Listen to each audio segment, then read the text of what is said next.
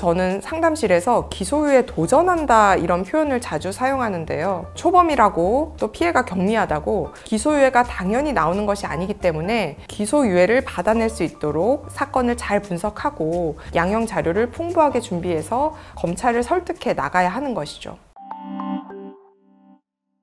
네, 안녕하세요. 경찰 검사 출신 강정은 변호사입니다. 오늘은 정말 많은 분들이 궁금해하시는 기소유예에 대해 이야기해 볼 건데요. 기소유예 받으면 전과가 안 남는다고 들었는데요. 제가 초범인데 왜 벌금형이 나온 거죠? 기소유예 받으려면 어떻게 대응해야 하나요?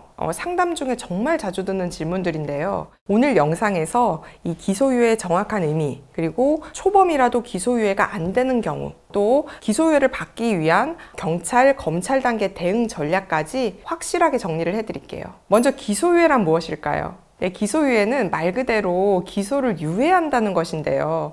즉 유죄가 인정되는 사안이라도 검찰이 재판에 넘기지 않고 사건을 종결시키는 처분이에요. 형식상으로는 혐의가 인정되지만 여러 사정을 고려해서 재판까지는 가지 않겠다는 그런 의미인데요. 그래서 벌금도 없고 아무런 전과도 남지 않아요. 단 기소유예도 형사 절차의 한 부분이기 때문에 경찰, 검찰의 수사 기록에는 남고, 그리고 공무원, 교원, 금융권 취업 시에 조회될 수 있는 수사 경력에는 남습니다.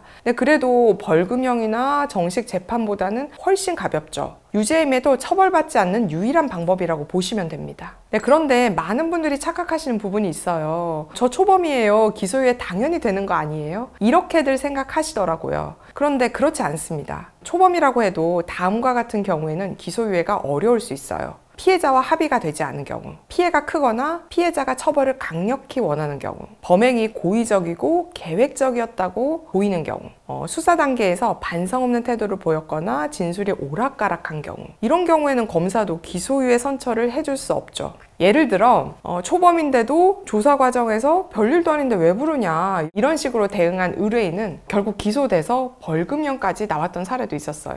범행을 전혀 반성하지도 않고 피해 회복을 위해 어떠한 노력도 하지 않은 점 때문에 선처를 받을 수 없었던 것이죠. 초범이라도 무조건 기소유예 받는 건 아니라는 점 꼭 기억하셔야 돼요. 그리고 저는 상담실에서 기소유예에 도전한다 이런 표현을 자주 사용하는데요. 초범이라고 또 피해가 경미하다고 기소유예가 당연히 나오는 것이 아니기 때문에 기소유예를 받아낼 수 있도록 사건을 잘 분석하고 양형 자료를 풍부하게 준비해서 검찰을 설득해 나가야 하는 것이죠. 또 반대로 초범이 아니라고 기소유예가 불가능한 것도 아니에요. 저는 실제 초범이 아닌 경우에도 적극적으로 합의하고 양형사유 적극 어필해서 기소유예 받아낸 사례가 많아요.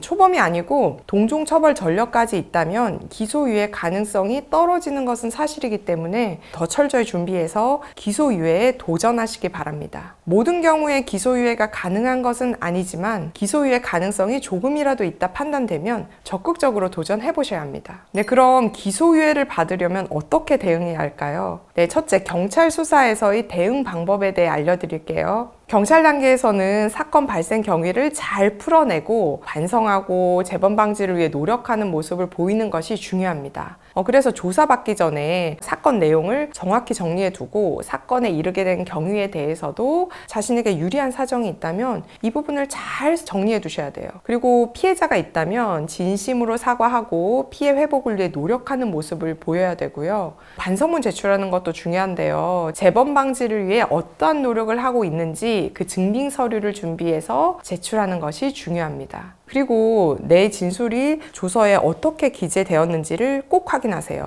조서 내용은 검찰로 그대로 넘어가기 때문에 매우 중요해요. 조사 마치고 조서를 출력해서 확인하고 수정할 시간을 주는데요. 이때 집중해서 내 진술이 왜곡되지는 않았는지, 그리고 나에게 유리한 내용이 누락되지 않았는지를 꼼꼼히 살피고 수정 요청도 적극적으로 하셔야 합니다. 둘째, 검찰 단계에서의 대응 방법에 대해서도 알려드릴게요. 검찰 단계에서는 합의 여부와 전과 여부, 범행 동기, 그리고 사회적 신분, 가족관계, 기타 양형 사유를 종합적으로 꼼꼼히 보고 기소 여부와 구형량을 결정합니다. 예를 들어 취업을 앞둔 대학생이다. 사회초년생으로 초범이다. 생계가 어려운 외벌이 가장으로 어린 자녀 여러 명을 부양 중이다. 한순간의 실수였고 그 외에는 수사받거나 처벌받은 일 없이 성실히 생활해 왔다. 이런 사정들이 의견서에 잘 정리되면 처벌 수위를 낮출 수 있고 다른 여러 조건도 잘 맞는다면 기소유예까지도 가능해요. 또 하나 중요한 건 처벌 불원서입니다.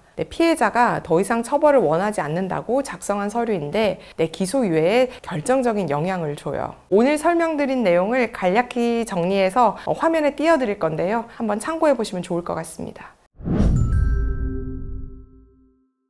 기소유예는 처벌 없이 사건을 끝낼 수 있는 가장 좋은 방법이지만 그만큼 받아내기 어려운 선처예요. 잘못 대응하면 벌금형 전과로 이어질 수 있어요. 초범이라도 합의가 안 되거나 죄질이나 태도가 나쁘면 기소유예는 어렵습니다. 만약 지금 수사를 받고 계시다면 단계별로 전략적으로 대응하시고 경찰 조사부터 신중히 준비하시기 바랍니다. 궁금한 점이 있으시면 상단 전화번호로 연락 주시기 바랍니다. 오늘도 긴 영상 시청해 주셔서 감사합니다.